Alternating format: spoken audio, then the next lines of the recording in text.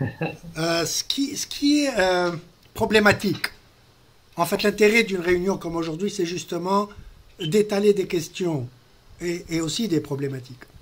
La problématique qu'on y est, surtout quand elle est centrée autour de la productivité, c'est que nous sommes en train de comparer une situation nouvelle avec une situation ancienne, avec les paramètres de la situation ancienne.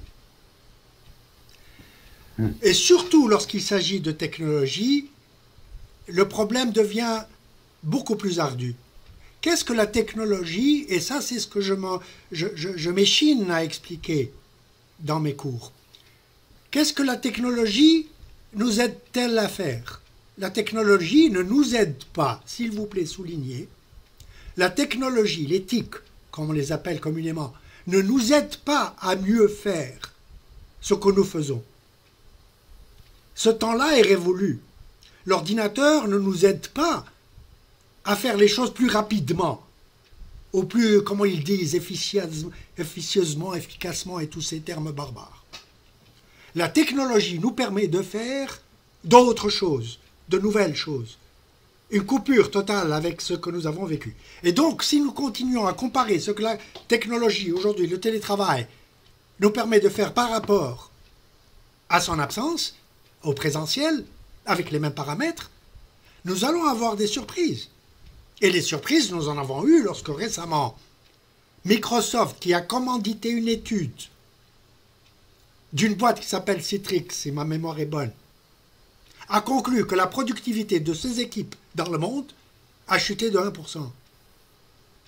D'autant plus étonnant que c'est Microsoft qui, malgré cela, va revenir dans la table du télétravail en pratiquant l'option hybride. Mais encore une fois, et je rejoins mon ami, c'est Farid, le télétravail n'est pas une solution pour les entreprises qui sont innovantes. Lisez entre les lignes, tout à l'heure, Google n'était pas du tout empressé d'opter pour le télétravail, parce que cela a à l'encontre de l'innovation. Ce n'est pas en regardant un écran du genre que vous êtes en train de regarder maintenant, en vous voyant sourire à vous-même, que vous allez innover. Ce n'est pas en parlant aux mêmes équipes, celles-là qui sont connectées et qui ont la main, qui vont innover. Alors ce qui est étonnant, c'est que nous parlons encore, et j'essaie ici de répondre et d'adresser les trois questions en même temps, c'est que nous nous érigeons en défenseurs de l'humain, alors que c'est l'humain lui-même qui veut travailler chez lui. C'est le message que je voulais communiquer tout à l'heure. Ce sont les gens qui veulent travailler chez eux, pas les entreprises. C'est d'autant plus étonnant que ce sont les plus jeunes aussi, le futur, qui veulent travailler chez eux, et pas les entreprises. Les entreprises, en fait, sont en train de vouloir les ramener au bureau. Alors, productivité, de quelle productivité parlons-nous? Il faudra savoir quelle sera la situation nouvelle, pour voir quels sont les paramètres nouveaux, pour établir des questionnaires ou des études avec les paramètres de la situation nouvelle.